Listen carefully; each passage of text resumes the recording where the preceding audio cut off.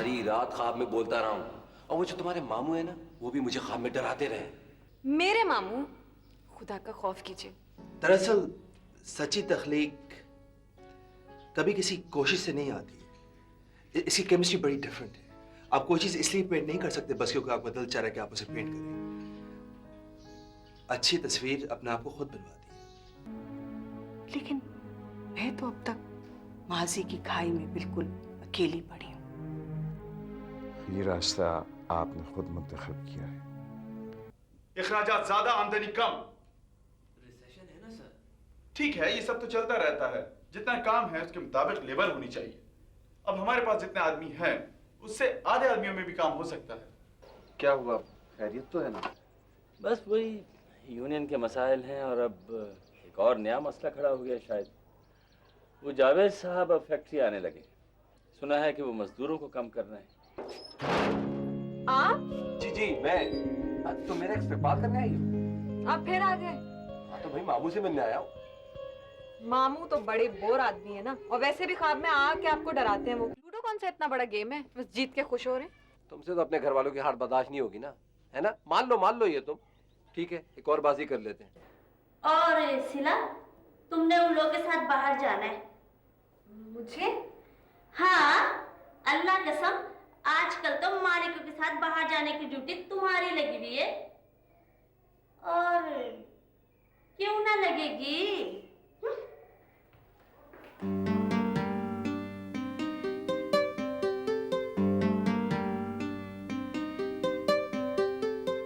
हाँ यार, मैं भी कराची जाना चाहता हूँ, कुछ करना चाहता हूँ। यार बस कुछ दिनों की बात होगी, तुम इतना कमा लोगे कि माँ का इलाज कर सकोगे, बहन की शादी कर सकोगे, अच्छे अच्छे कपड़े होंगे हमारे पास और अच्छी गाड़ी होगी। इतना आसान तो नहीं, मगर मुकद्दर तो आजमाना चाहिए। यार मेरा दिल कहता है हम जरूर कामयाब होंगे इंशाल्लाह। बस यार ये फिक्र है कि मेरे जाने से मेरे घर वाले परेशान हो जाएंगे। अरे भाई खत लिख कर जाएंगे, और वैसे भी काम करने जा रहे हैं, जंग लड़ने थोड़ी जा रहे हैं।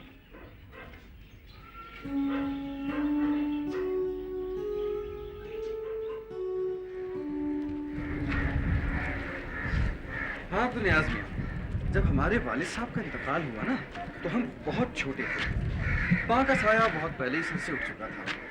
और ये जो फरहाद साहब है ना, उनके वालिद साहब के घर पे हमारी बेवा खाला काम किया करती थी। मुझे हमारे चचा अपने साथ ले गए और तुम्हारी अम्मा को खाला ले गए। वो तो बहुत समझदार थी लेकिन मैं बहुत छोटा था उस वक्त। मामू ऑक्सीजन सिलेंडर। अस्सलाम वालेकुम अंकल। वालेकुम अस्सलाम। बेटा तुम यहाँ क्या कर रहे हो? हाँ वो कुछ नहीं अंकल। अच्छा अंकल मैं जाता हूँ। मामू आपने देखा वो सिगरेट पी रहा था? अरे नहीं भाई। अरे हाँ ना, उसने आपको देख के सिगरेट छुपा ली थी, मैंने खुद देखा है। अच्छा, उसकी माँ को बताना पड़ेगा। हाँ मौका अच्छा है। बहुत तेज हो तुम।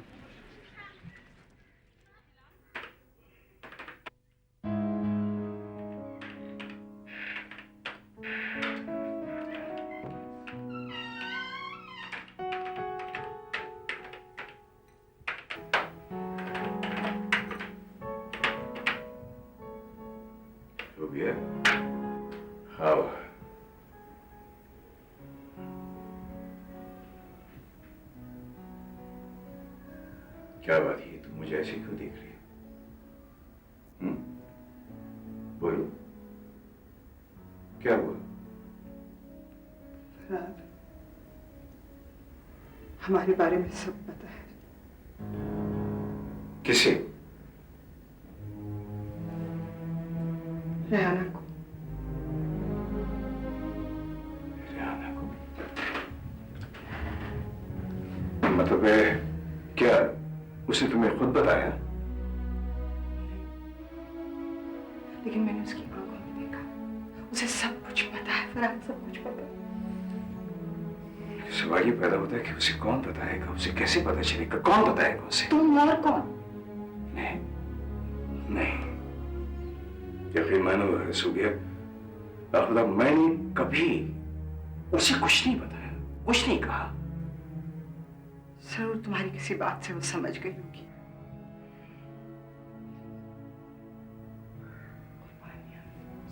जिंदगी की रियासत सब कुछ बेकार गया। तुम्हारी एक छोटी सी भूल की वजह से हर चीज पर पानी फिर गया। नहीं सुप्रिया नहीं, यकीनन तुमको समझने में गलती हुई है। तुम्हारा बहन है, उसे कुछ नहीं पता है, वो कुछ नहीं जानती। मैंने तुम्हें कहा था ना कि उसकी बंद कर रहो।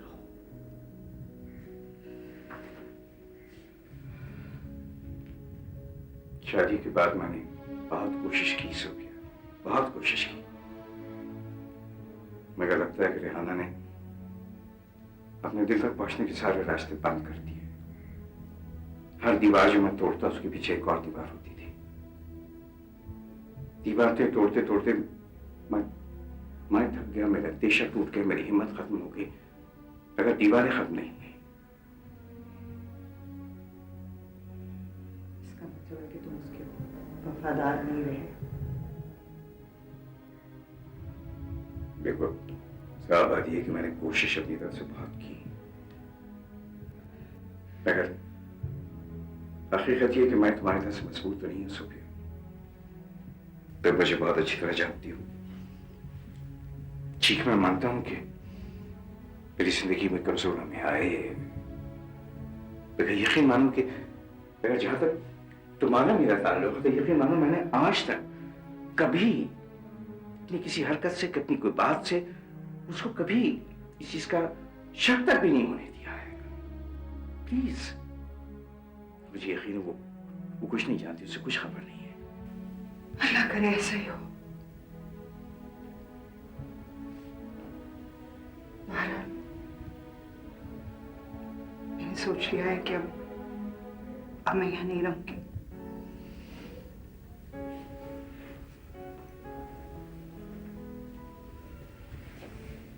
मैं कल ही वापस चली जाऊंगी। सुप्रिया, प्लीज, यही हम दोनों के लिए बेहतर रहेगा।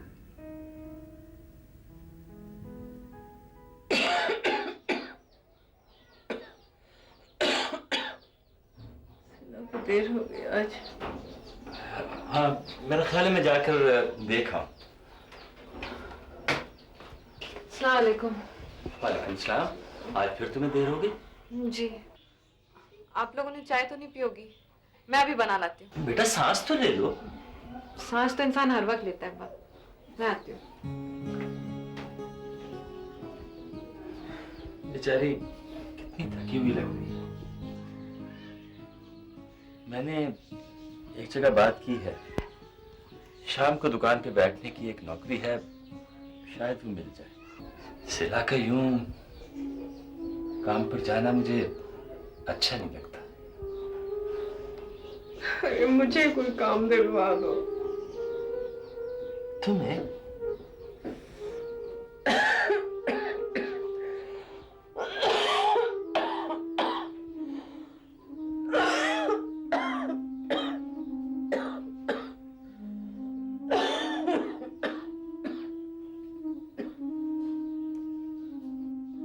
माहीन और सला दोनों कितनी मुख्तलिफ लड़कियां हैं, दोनों बहुत अच्छी, मगर सला उसकी कोई और ही बात है।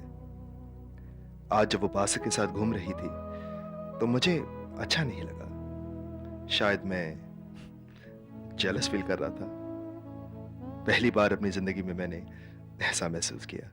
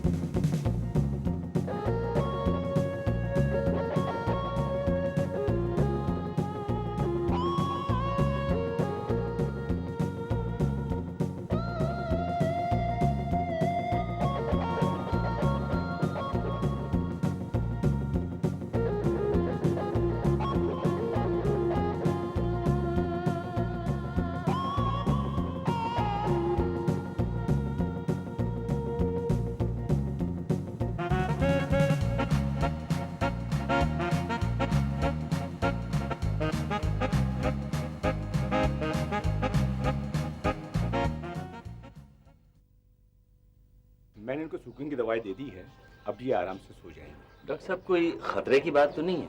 नहीं, इस जो हादसे ने उन पे बहुत बुरा असर डाला है, जिनकी वजह से ये बेहोश हो गई थी। न्यास तुम डॉक्टर साहब के साथ जाओ और जाकर दवाई ले आओ। और डॉक्टर साहब ये आपकी फीस है। अरे रहने दिए सर, फीस हम आपसे बाद में ले लेंगे जब ये सेहतयाब हो जाएंगे। थैंक यू जी। शुक्रिया जी। बेटी शिला, तुम जाके अम्मी के पास बैठो बेटा, मैं जरा थाने से होकर आता हूँ। मगर क्यों अब्बू? बेटा वो शाकिर की गुमशुदगी की रिपोर्ट तो करनी है। जाओ बेटा।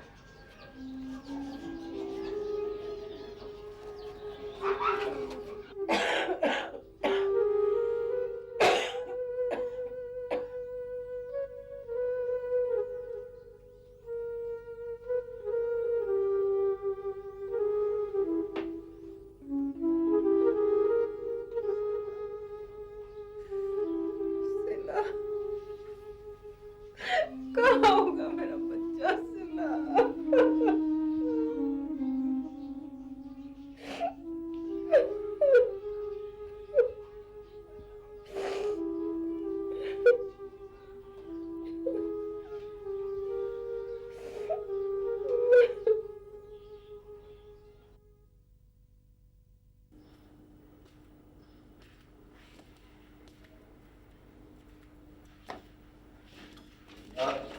सुनिएगा, सुनिए प्लीज। हेलो। आप मेरे को कुछ बोले? जी जी, वो चाय मिल जाएगी जरा। अब भी भेज देती हूँ कमरे में। नहीं नहीं, हम दोनों वहीं बैठ के चाय पीते हैं किचन में। किचन में पियेंगे? आप मुझे बहुत अच्छी लगती हैं। जी? नहीं नहीं नहीं, अब मेरा मतलब है कि आपकी शक्ल मेरी फुप्पो से बहुत मिलती है। अच्छा। तो सारा काम आप किचन में अकेली करती हैं? हाँ, सालों से खाना वगैरह तो मैं और रजेश बनाते हैं। अब उसकी बेटी आ गई है। अच्छा अच्छा, वो लड़की जो क्या कहते हैं, आज नहीं आई क्या? पता नहीं काहे को नहीं आई आज। अच्छा, पता नहीं। तो आप ऐसा कीजिए कि मेरी चाय कमरे में भिजवा दीजिए, वो मुझे जरूरी काम याद आ गया। जी अच्छा। क्या अच्छा?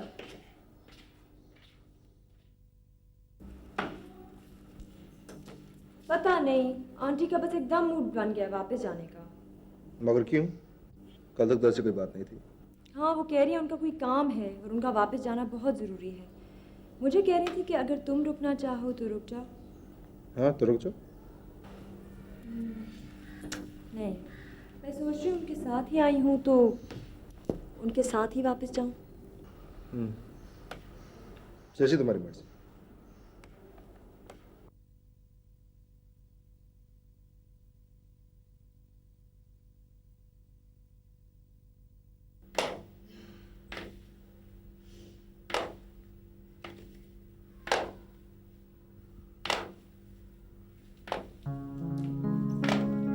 रेहाना, क्या बात है? सुबह से कमरे में बंद हो, नाश्ते पे भी नहीं आई?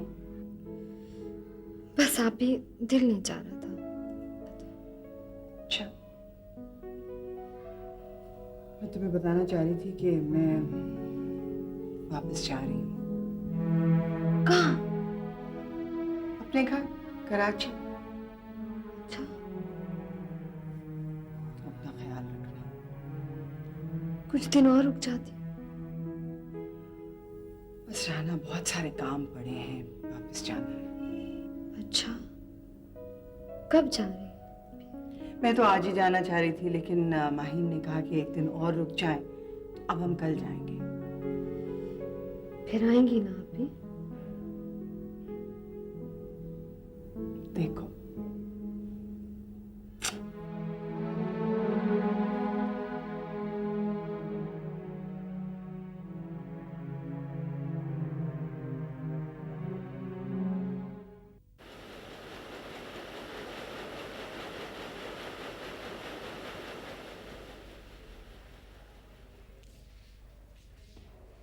डैड, अगर हमने कुछ नहीं किया तो हम बड़ी प्रॉब्लम में आ जाएंगे।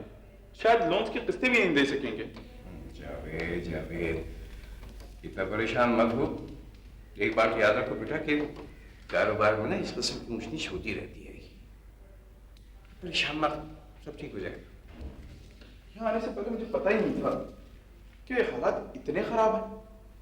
अच्छा प्लीज रिलैक्स जावेद, रिलैक्स। देखो मेरी बात गौर से सुनो। आजकल मैं एक बहुत अहम प्रोजेक्ट पे काम कर रहा हूँ। दुआ करें कि खुदा करे ये डील थ्रू हो जाए। जैसी डील हो जाएगी इंशाल्लाह सारे फाइनेंशियल मसले हल हो जाएंगे। कोई फिक्र की बात नहीं है। मुझ पर भरोसा रखो, हैव फेथ इन मी। मैं इतने अरसे तक ये कारोबार चलाता रहा। Everything will be all right. Sit down and relax. तो तुम्हारी कॉफी मंगवा दो। ओके जी, दो कॉफी भिजवाइए। हाँ ओके, थैंक यू।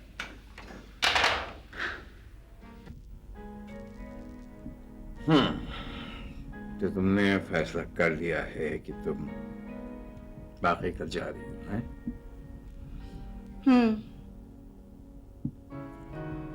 रेहाना को बताया? हाँ। कैसा मूड है उसका? अच्छा ही है। रुकने को कह रही थी। शायद तकल्लुफन। सोफिया, मैंने तुम्हें कितनी दफा कहा है कि ये महज तुम्हारा ख्याल है, तुम्हारी सोच है। ईमान की बात तो यह है कि उसके वहम गुमान में ऐसी कोई बात नहीं है। हो सकता है। एक बात मुझे बता, तुम खोई खोई से क्यों? अंकल हम आपको डिस्टर्ब कर सकते हैं? हाँ हाँ बेटा, आओ आप। हाँ आओ, तुम बैठ के यहाँ बातें करो अंकल से। मैं जरा अपनी पैकिंग कर लूं, ठीक है? अंकल हमें आपसे एक फैसला करवाना है। मैं जुनैद से कह रही थी कि ये आर्ट वार्ट सब ठीक है, लेकिन आदमी को प्रैक्टिकल होना चाहिए। बिजनेस तो सब बेकार है इसके नजदीक। नहीं बेकार नहीं, बेकार तो नहीं। मैं बिजनेस करने के लिए बना नहीं हूँ। ये मेरे बस का काम नहीं। अब ये तो कोई बात ना हुई। बेटा बात असल ये है कि जिंदगी में कुछ काम ऐसे होते हैं जो आदमी खुशी से दिल से करना चाहता है, और कुछ काम ऐसे होते हैं जो वो मजबूरन करता है। पता, जब मैं जुनैद की उम्र में था तो मैं भी यही सोच रखता था। मैं भी समझता था कि ये बिजनेस वगैरह जो है ना, ये मेरे बस की बात नहीं है। मगर वक्त के साथ साथ आदमी की सोच, उसके ख्यालात, उसके नज़रियात सब बदल जाते हैं, और ना चाहने के बावजूद भी आदमी जो है ना बात प्रैक्टिकल हो जाता है। यही तो मैं कह रही हूँ कि दोनों काम साथ साथ हो सकते हैं। हाँ हो तो सकते हैं, मगर इस तरह के करने में बेटा आदमी की ज़ात जो है ना वो तकसीम हो जाती है। और ये जो बड़ा हुआ आदमी होता है ना इधर का होता है ना उधर का, कहीं का नहीं रहता। वाह, आप सब लोग यहाँ बैठे हैं? आप कहाँ होते हैं आजकल? मैं बस यूं ही टहलने निकला हुआ था। वो पता है सिला दी अपनी, वही लड़की जो किचन में काम करती है। हाँ, क्या हुआ उसे? कल रात उसका भाई घर से भाग गया। अच्छा, इसलिए वो नहीं आया आज। बेचारी उसकी अम्मी की तबीयत बहुत खराब, बार बार बेहोश हो जाती है। ये सब तुम्हें कैसे पता?